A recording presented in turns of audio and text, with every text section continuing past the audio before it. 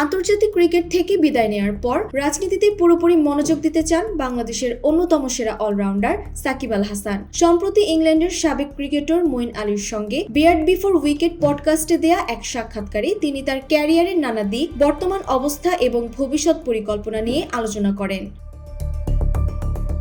সাকিব জানান, আনুষ্ঠানিকভাবে এখনো অবসর ঘোষণা না করলেও তার ইচ্ছা দেশে ফিরে ভক্তদের সামনে একটি বিদায়ী সিরিজ খেলার। এরপরই তিনি ক্রিকেট ব্যাট ছেড়ে মনোযোগ দেবেন রাজনীতির ময়দানে। তিনি একাদশ জাতীয় সংসদ নির্বাচনে মাগুরা 1 আসন থেকে সংসদ সদস্য নির্বাচিত হয়েছিলেন।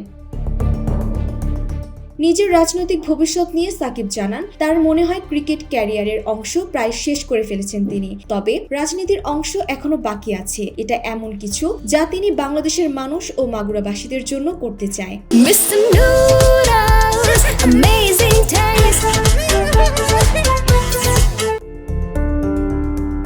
গত বছরের আগস্টে রাজনৈতিক পট পরিবর্তনের আগের থেকেই তিনি দেশের বাইরে অবস্থান করছেন। হত্যা মামলা সহ একাধিক মামলার আসামি হয়ে গত 1 বছরেও বেশি সময় ধরে তিনি দেশের বাইরে রয়েছেন।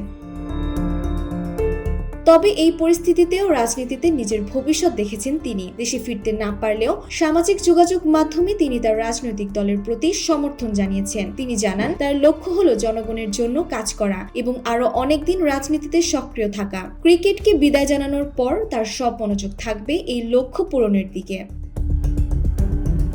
ডেস্ক রিপোর্ট, জয় জয় দিন।